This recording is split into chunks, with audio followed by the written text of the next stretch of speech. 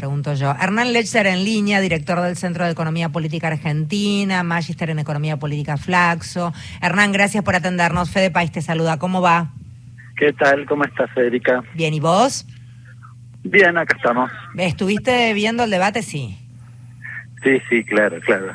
¿Cuál final del Mundial? Claro. A ver, que tu mirada sobre las diferentes propuestas económicas para después entrar, si querés, ya más en detalle, pero digo, ¿qué te pareció lo expuesto por algunos de los candidatos?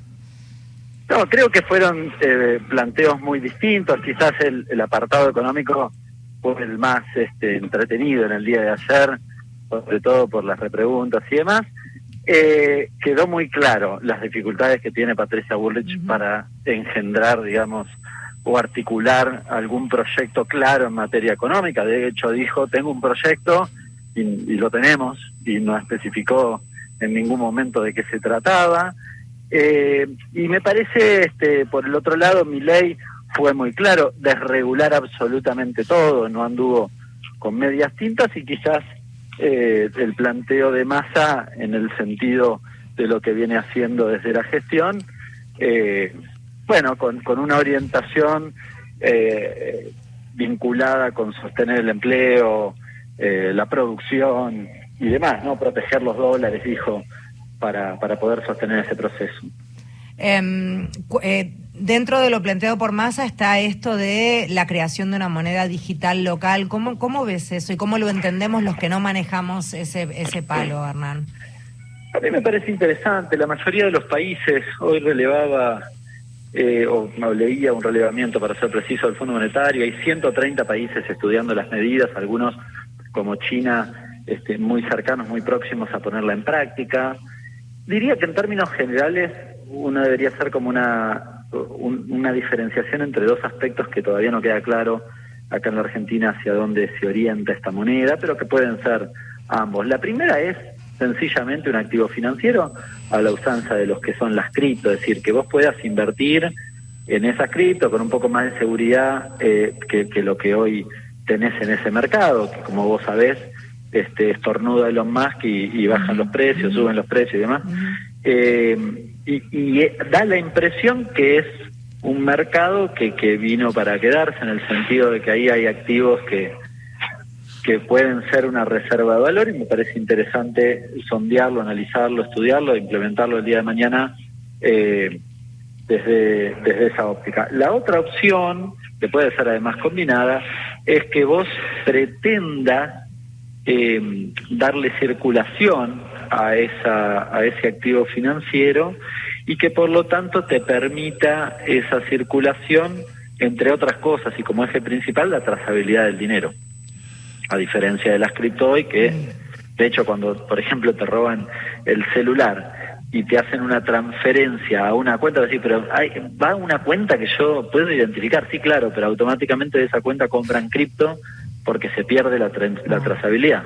Esto permitiría hacer no solo lo contrario, sino que también, en algunos países lo están pensando así, en la Argentina podría ser útil, permitiría trabajar sobre la economía informal y poder registrarla, ¿no? Es decir, que vos puedas tener, si hay operaciones con esas criptos. Estoy pensando más en una dinámica donde ese tipo de activo financiero reemplazaría en parte a lo que hoy es el circulante, ¿no? Incluso en parte a lo que tenés, al dinero que tenés en el banco y que usás con billetera. Hernán, ¿cómo te va? Mario soy. ¿Cómo estás, Mario? Bien. Las medidas que aparecieron a lo largo del recorrido que va de las PASO, poner hasta el debate, ¿son medidas de vigencia efímera o se pueden implementar en un gobierno eventual de Sergio Massa? Porque esta es una de las críticas que hace toda la oposición, ¿no? Lo definito de esta decisión económica a distintos sectores. Sí, la oposición patea con la derecha y la izquierda, porque cuestiona lo finito de las políticas, pero además dice que están mal. Con lo cual, ¿por qué? Porque hay que hacer un ajuste fiscal, es decir, plantean que está mal la reducción de ganancias, pero a la vez dice que son finitas. Bueno, en el caso de ganancias no pueden alegar eso, porque hoy la ley que se acaba de votar el viernes pasado o el jueves para ser preciso, le da continuidad a lo que hoy está por decreto de acá a fin de año, le da continuidad para el 2024 en adelante. Y tal vez recorra el mismo camino la ley de IVA, claro, que son quizás las dos medidas más importantes en términos cuantitativos, y que además reafirmó ayer en el debate justamente el propio Massa, ¿no? Sobre todo la de IVA, dijo que tenía intenciones de continuar en el tiempo y demás. Así que las dos más importantes están. Después, el resto dependerá de la política del Ejecutivo, obviamente. Me parece que Massa ha demostrado que cuando le dieron un centímetro, cuando al fondo lo dejó respirar 2 segundos, implementó políticas que ayudan a apuntalar el ingreso de los trabajadores. Así que en ese sentido me parece que también es una pauta de lo que quiere hacer en el futuro. Digamos, a los hechos me remito en base a las declaraciones que han hecho tanto Milei como Bullrich. Difícilmente, no sé, el bono de los jubilados difícilmente se sostenga, los bonos o las transferencias a los sectores populares tampoco. Es más, no me sorprendería que en estas dos leyes que acabo de mencionar promuevan el proceso contrario, incluso fuesen más allá.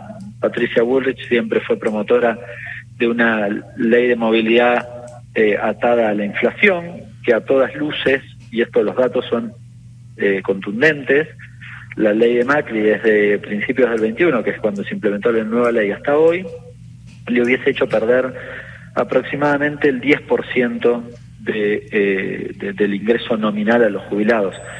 No estoy pensándolo en términos contra inflación, ¿no? Porque uno me puede decir, no, pero los jubilados perdieron, los de la máquina. No, está bien. Puede ser, pero la contrafórmula es peor la anterior, no hay ninguna duda.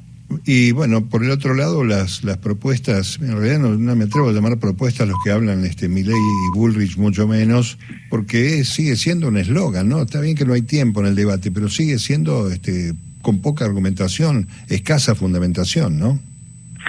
Bueno, a veces viste que cuando estás en la oposición es una tentación solo criticar y nada más, y a mí me parece muy vago eso, me parece que hay que hacer un esfuerzo para tratar de argumentar. Yo ayer, honestamente, del único que vi propuestas fueron de Massa. Obviamente tengo afinidad con Massa, pero al margen de eso, tratando de ser objetivo y tratando de correr un poco las chicanas y demás, no hubo propuestas. Quizás lo más cercano, pero también muy genérico, fue lo de Milei, insisto, planteando desregulación absoluta. Pero vamos a tener una factoría de pesca, Hernán, vamos a tener cada uno de nosotros una fábrica, un envasado, unas latas de sardina. Todos lugares comunes, ¿no? Para cerrar, Hernán, ¿cuáles fueron las barbaridades que son imposibles de llevar a cabo, pero que suenan muy bien como eslogan, revoleados ayer, si es que hubo? El recorte del gasto. Milei estuvo, de todas formas, moderado en el sentido de que evitó algunas menciones importantes, y no dijo qué iba a hacer con la dolarización ni cuándo, que era, lo refiero porque dijo que iba a hacerla y la va a hacer el primer día, después dijo no, en el segundo mandato, a lo largo del último tiempo, y ayer esquivó el bulto de esa cuestión.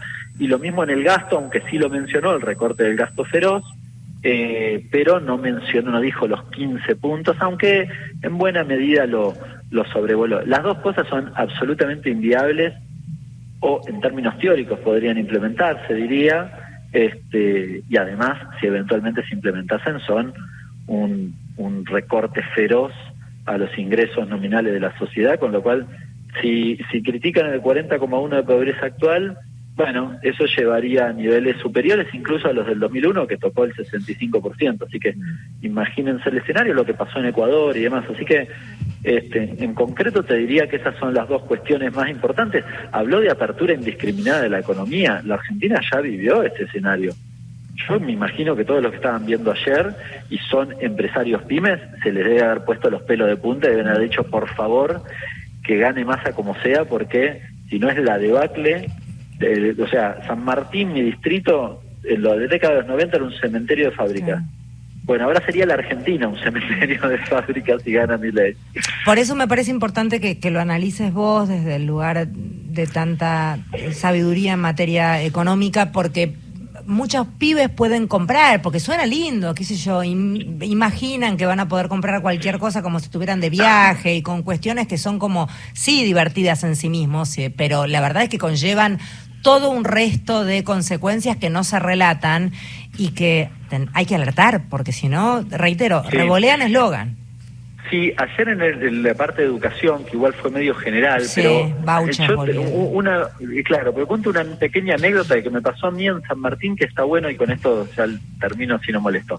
Pero visito una escuela técnica, el Galileo Galilei, las 5 de San Martín. Es una escuela técnica que con el esquema voucher no existiría, porque necesita un mecanizado que vale 20 millones de pesos. Con lo cual habría dos opciones: o no existe la escuela técnica, lo más probable, o si existiese tenés que pagar arriba del voucher un montón de plata, lo cual haría que solo pueda ir aquel que tiene plata. Bueno, te lo linkeo también con los 90. En los 90 cerraron las fábricas y cerraron las escuelas técnicas. Bueno, los chicos del centro de estudiantes me mostraban las propuestas de contratación de chicos que terminaron con conocimientos de mecanizados en esa escuela, en esa escuela y en algunas otras, y le ofrecen salarios de 460 a 480 mil pesos brutos para un pibe que vive en Billinghurst. Es imposible que eso exista en el mundo Milei. ¿Se entiende? Es decir, ese chico está destinado básicamente a que su vida retroceda 20 casilleros, y tal vez cree que su situación actual es mala, y probablemente así lo sea. Ahora, puede retroceder 20 casilleros y va a pasar eso, no va a tener ninguna posibilidad, porque ese pibe, además, sus papás están esperando también que termine, porque su familia probablemente necesita ingreso, con lo cual sería sepultar esa posibilidad también. Hernán, un gusto escucharte como siempre. Abrazo grande. Gracias por hablar con nosotros, beso enorme. Hernán Lechzer es quien hablaba, director del Centro de Economía Política Argentina y magíster en Economía Política.